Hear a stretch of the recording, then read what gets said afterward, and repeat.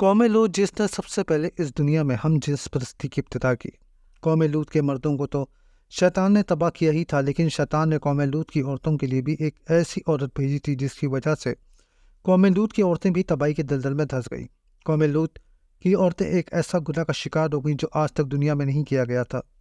قوم لوط کی عورتوں کو تباہ کرنے کے لیے جو عورت بھیجی گئی تھی وہ عورت کوئی اور نہیں بلکہ ابلیس کی اپنی بیٹی لاقیس تھی۔ لاقیس نے قوم لوط کی عورتوں کو کیا سکھایا تھا؟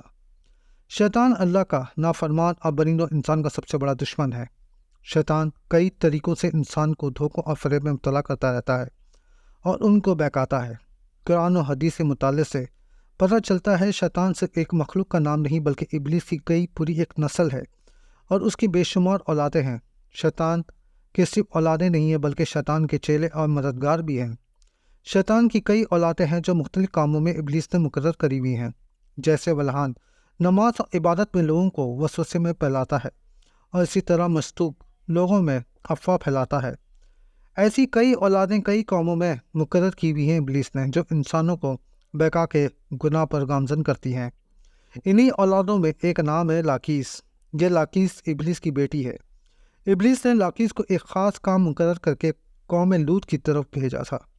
قوم لوط تاریخ کی ایک طاقتور اور مالدار قوم تھی جو اردن کے علاقے میں آباد تھی، جس میں سرسبز وادیاں زرخیز زمین تھی۔ انہی میں دو علاقے تھے، سودوم اور عمورہ۔ ابلیس نے انہی دو علاقوں کے لوگوں کو اس طرح گمراہ کیا کہ وہ سب ہم جنس پرستی کی پجاری ہو گئے۔ ان کے مردوں میں اور لڑکوں سے تسکین ملتی تھی اور عورتوں سے وہ ہلکے ہلکے دور ہوتے چلے گئے۔ ان کی عورتیں کچھ نہیں کر سکتی تھیں اور مرد ہم جنس پرستی کی گناہ کا شکار ہو گئے۔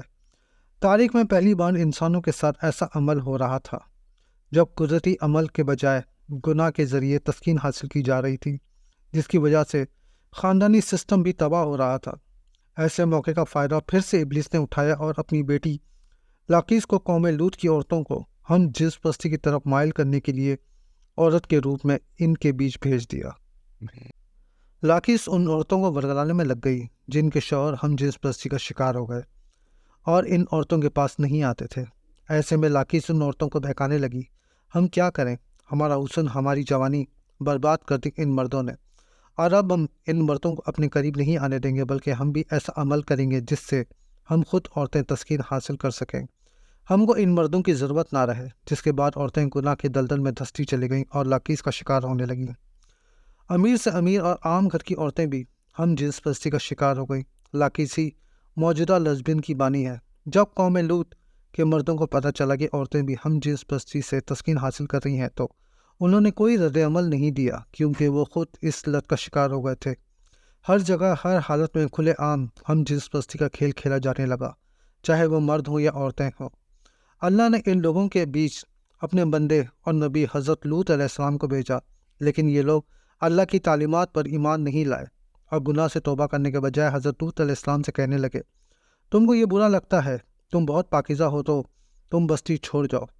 حضرت لوط علیہ السلام بہت تلقین کرے سدوم اور عمورہ کے لوگوں کو کہ تم لوگ توبہ کر لو اس بہائی سے، کیونکہ تم لوگ وہ گندا عمل کر رہے ہو جو آج سے پہلے اس زمین میں کوئی نہیں کرا ہے۔ اس گناہ کے دلدل سے نکل آؤ، اپنے گھر، خاندان اور ایمان کو بچا لو، ورنہ نہ تم لوگوں کا ایمان بچے گا نہ تم لوگ بچ پاؤ گے۔ قوم لوط حضرت لوط علیہ السلام کی نصیحتوں پر کان تک نہ دھرے، کیونکہ وہ لوگ ہم جنس پرستی کے نشے میں ڈوبتے ہوئے تھے اور مجبور کرنے لگے حضرت لوط علیہ السلام کو کہ وہ یہاں سے چلے جائیں۔ قوم لوط ایک گناہ ہی نہیں کر رہے تھے بلکہ اللہ کے بنائے نظام کو تباہ کر رہے تھے۔ قوم لوط کی قوم ایک ایسے عمل کا آغاز کر چکی تھی جس کی وجہ سے پوری افزائش نسل کا نظام تباہ ہو رہا تھا۔ قوم لوط کی عورتوں کی تباہی میں لاقیس کا ہاتھ تھا، جو عورتوں میں مردوں کے لیے خواہش کو ختم کر دی اور عورتیں بھی عورتوں اور چھوٹی لڑکیوں کی خواہش کرنے لگے۔ آخرکار جب قوم لوط کی سرکشی اور گناہ حد سے تجاوز کر گئے تب اللہ نے قوم لوط پر پتھر اور آگ کے انگاروں کا عذاب بھیجا جو کہ آسمان سے ان پر برس پڑا، جس کی وجہ سے قوم لوط جل کے مرنے لگے۔ سدوم و عمورہ کی 5 بستیاں پوری طرح تباہ و برباد ہو گئی اور اس میں قوم لوط کا نام و نشان بھی باقی نہ رہا۔ اردن کے علاقے سدوم و عمورہ میں ہونے والے ہم جنس پرستی کے گناہ کا ذکر صرف قرآن میں ہی نہیں بلکہ انجیل اور توریت میں بھی ملتا ہے۔ سدوم و عمورہ 2 ایسے علاقے تھے جہاں سے اس دنیا میں ہم جنس پرستی کا آغاز ہوا تھا، لاگے اس نے ان علاقوں کی عورتوں کو ہم جنس پرست بنا دیا، جو کہ بعد میں جا کے لیسبین کمیونٹی کے نام سے اب بھی جانا جاتا ہے۔